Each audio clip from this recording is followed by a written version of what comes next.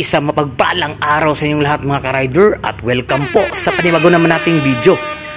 So sa wakas, lumapag na sa aming showroom. Ito ang pinakahintay ng lahat. Ito ang version 3 Honda Beat One Dream.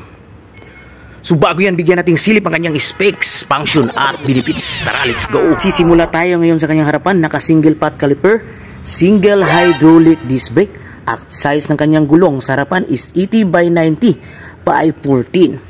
So ang kanyang rim, napakaangas, color bronze. Front suspension is telescopic fork. So sa kanyang headlight is LED lights. Turn signal left from right is bulb type. Dito siya nakalagay. Ito rin ang kanyang Beat decals stickers. So meron din siyang combi brake for safety feature. So ito rin ang kanyang Honda emblem logo. Pagdating sa kanyang tail light is halogen bulb type. Turn signal left from right is bulb type. So dito rin ang kanyang back fender at lagayan ng plaka. So meron ding ilaw sa lagayan ng kanyang plaka. So sa kanyang rear suspension is monoshock at rear brake is mechanical leading drum brake. At size ng kanyang gulong sa likuran is 90 by 90 by 14. So sa kanyang harap is single hydraulic disc brake. Drum brake ang kanyang rear brake. So ito ay ang kanyang kickstarter, pillion rides at Beat emblem.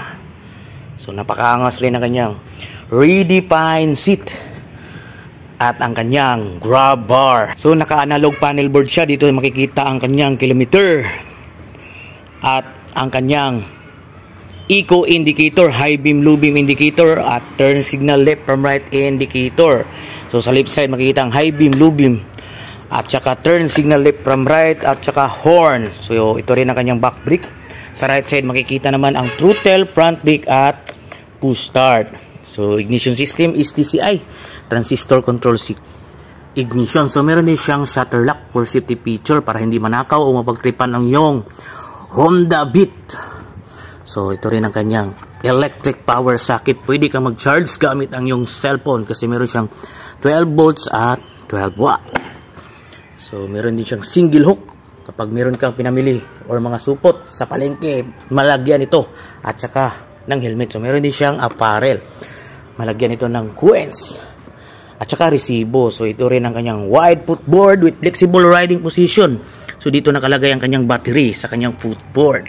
Sa kanyang starting system is electric starter at kickstarter. So lubrication system is with some. Sa kanyang engine type, meron siyang 4-stroke, single overhead cam, air-cooled at ESP.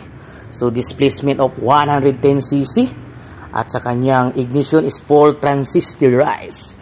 Well top na merong cast wheel. The boring stroke size of 47.0 by 63.1 mm. Compression ratio na merong 10.0 by 1 with the maximum horsepower of 6.63 kilowatts at average of 7,500 RPM. At maximum torque na meron siyang 9.3 Newton meter at average of 6,000 RPM. So transmission type of P-belt automatic. So, sa kanyang engine oil volume capacity meron siyang 0.8 liters. Fuel tank capacity is 4.2 liters. At punta tayo ngayon sa kanyang dimension, sa kanyang overall length, width at height. Meron siyang 1877 mm by 669 mm by 1074 mm. Nagtitimbang ito na ang 90 kilos at seat height na mayroong 742 mm. Minimum ground clearance of 147 mm. Honda Beat version 3 na po ito, color black, matte black. So 2024 model. Sa kanyang SRP price meron siyang 72,400. Mga beginners dyan, mababae man o lalaki, ito na ang kunin nyo. Pwedeng pang business at pang service.